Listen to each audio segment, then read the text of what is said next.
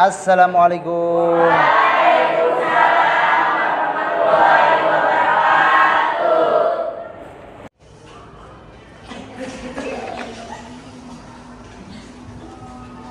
Sebelum kita melanjutkan pembelajaran, marilah kita berdoa. Silahkan, siapa KM-nya?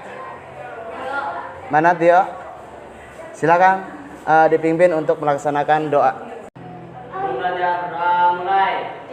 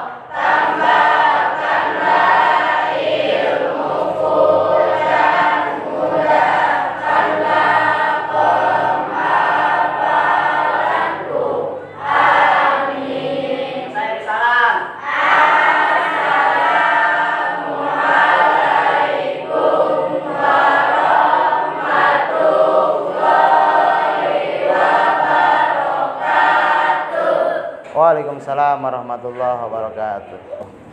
Alhamdulillahirrahmanirrahim. Anak-anak, hari ini kita bisa bertemu lagi dalam acara pembelajaran di pendidikan agama Islam. Nah, materi hari ini insya Allah kita akan membahas tentang fikih ya. Fikih yang di dalamnya itu ada aspek hukum Islam atau sumber hukum Islam ya. Tapi sebelum itu alangkah baiknya kita akan cek dulu nih kehadiran kita. Siap? Ya.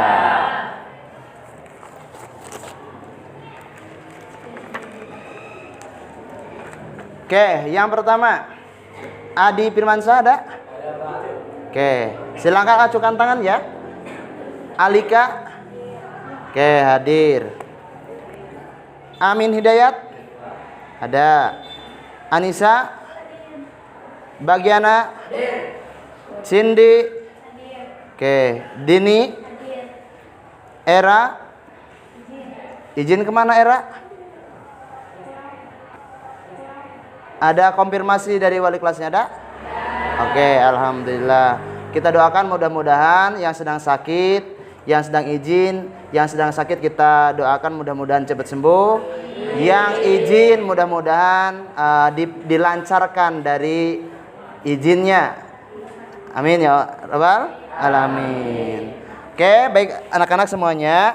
Hari ini kita akan membahas tentang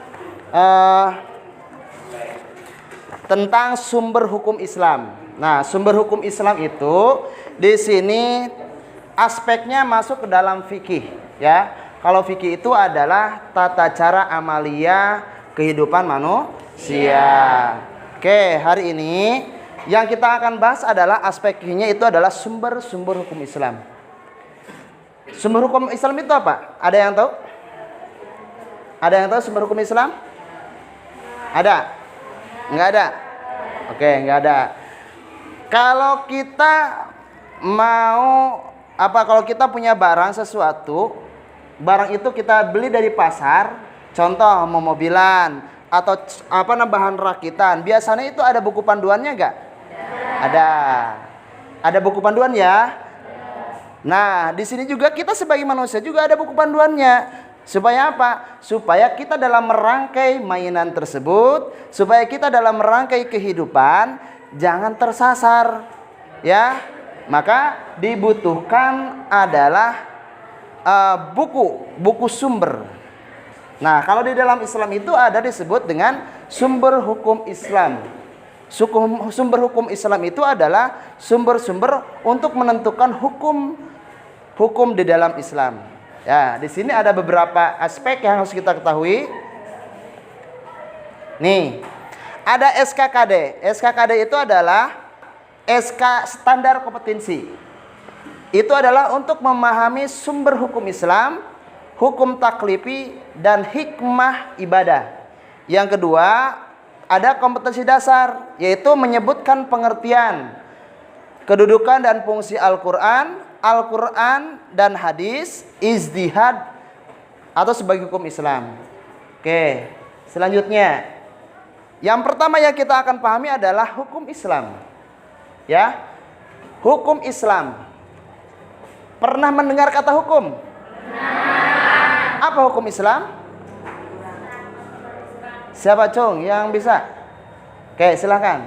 Peraturan tingkah laku manusia. Seperangkat peraturan tingkah laku manusia. Nah, hukum Islam itu untuk mengatur seperangkat aturan perilaku manusia. Jadi hukum Islam di sini dibuat oleh Allah Subhanahu wa taala adalah untuk mengatur untuk mengatur perilaku manusia.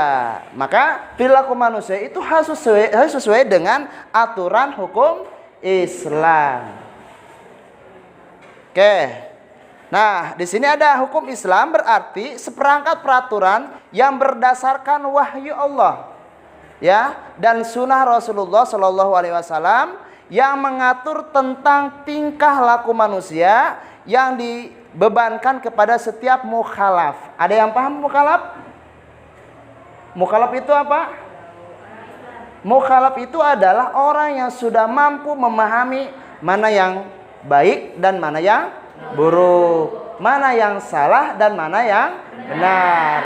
Oke, kita lanjut. Nih, ini yang disebut dengan sumber hukum Islam. Ada berapa? Ada berapa cara untuk menentukan sumber hukum Islam? Ada berapa? Nah, yang pertama apa? Al-Quran. Yang kedua? Yang ketiga? Yang keempat? Yes. Ini adalah aturan-aturan sebelum kita menentukan sumber hukum Islam. Al-Quran yang sering kita lihat, yang sering kita dengar, bahkan yang hidupnya bersama-sama selalu sama kita, bahwa Al-Quran itu adalah bacaan.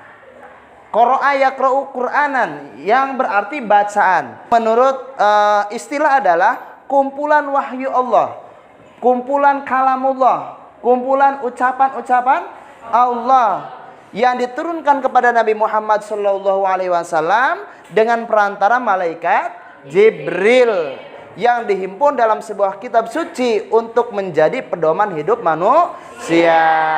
Maka Al-Quran itu adalah sebagai pedoman hidup manusia. Maka yang tadi katakan bahwa Al-Quran itu adalah buku petunjuk, buku pedoman, ya. Supaya apa?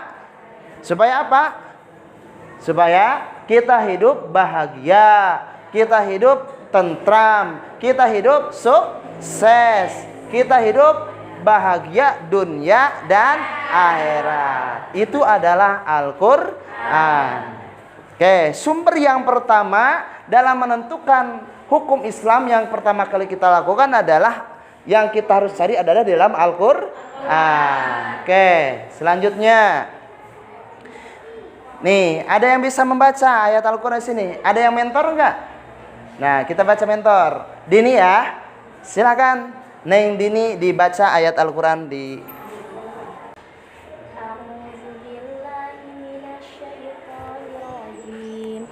Bismillahirrahmanirrahim.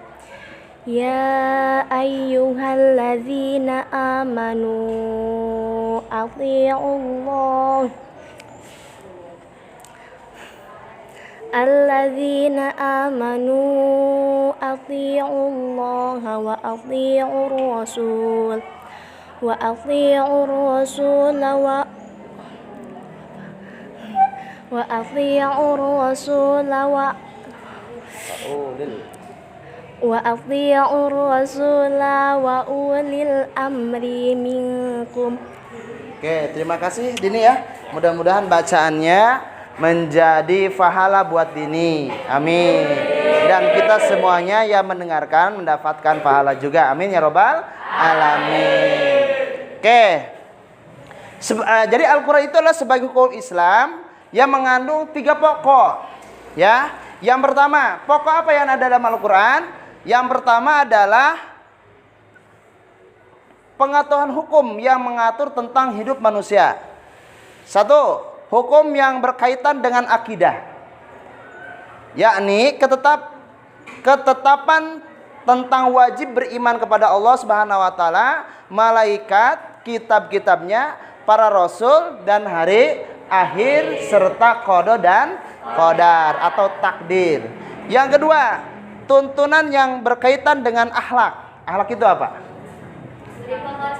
Akhlak itu budi pekerti, perilaku manusia, ya. Yaitu ajaran agar seseorang muslim memiliki sifat mulia dan menjauhi sifat tercela. Itu adalah akhlak. Yang ketiga, hukum yang berkaitan dengan amal perbuatan manusia, yang terdiri dari ucapan, perbuatan, perjanjian, dan yang lain-lain. Itu adalah masih berkaitan tentang Al-Quran. Sekarang hadis.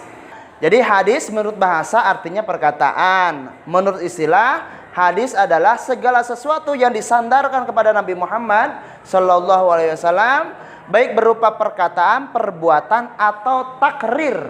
Apa takrir? Ketetapan Nabi Muhammad Sallallahu Alaihi Wasallam. Nih, kualitas hadis ada dua. Yang pertama, hadis makbul.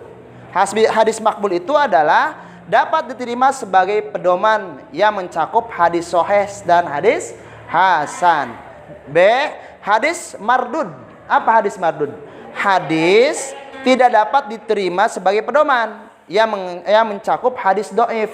Hadisnya itu lemah, yang tidak boleh yang tidak boleh dijadikan pedoman hidup manusia. Kenapa? Karena itu ada dua, ada hadis makbul dan hadis mardud.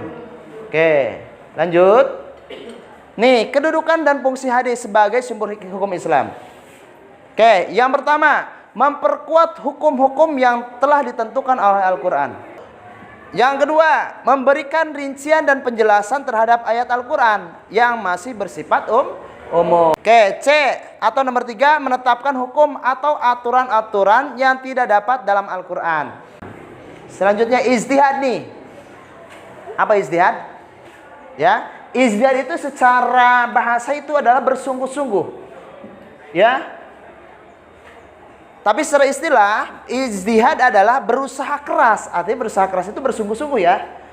Berusaha keras atau bersungguh-sungguh untuk memecahkan suatu masalah yang tidak ada ketetapannya baik dalam Al-Quran maupun Al-Hadis, serta berpedoman kepada cara-cara menetapkan hukum yang telah ditentukan. Oke, selanjutnya bentuk-bentuk ijtihad. Ijma, di sini ada ijma. Pernah dengar kata ijma? Halo? Pernah dengar kata ijma? Belum. Ijma itu apa? Nah, kesepakatan pendapat siapa? Para ahli atau para ulama. Kias. Apa kias? Ya. Istiksan apa?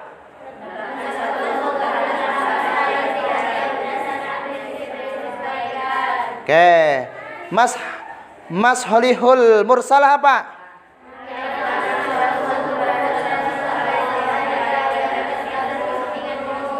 Oke ya.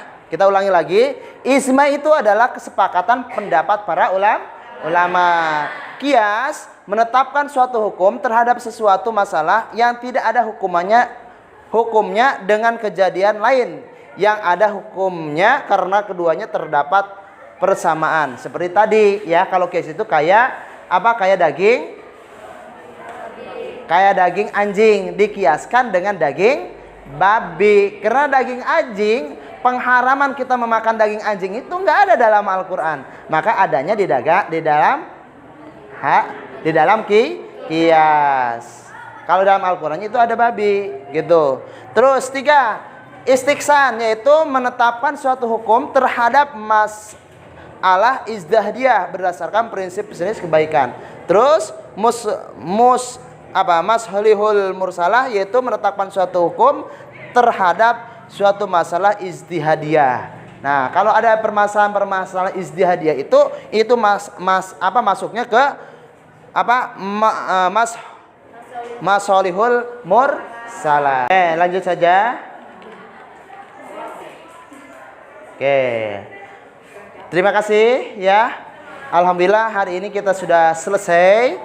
Mudah-mudahan materi hari ini yang kita sampaikan bermanfaat buat kita semuanya. Amin. Menjadikan kita lebih baik dalam pemahaman Islam. Menjadi pedoman hidup kita.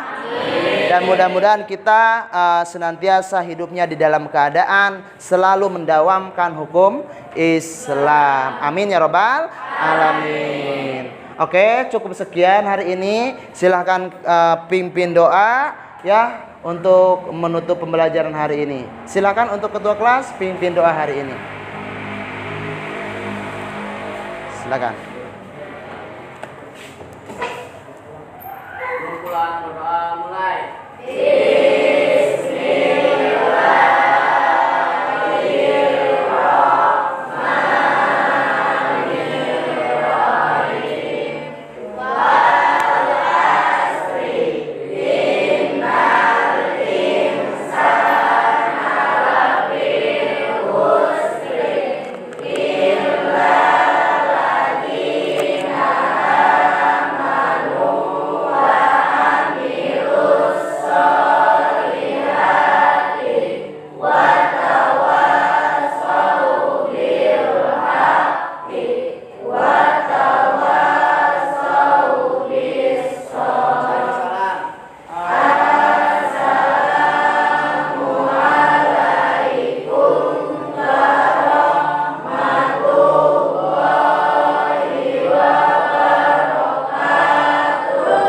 Waalaikumsalam warahmatullahi wabarakatuh. Silakan untuk pulang duluan.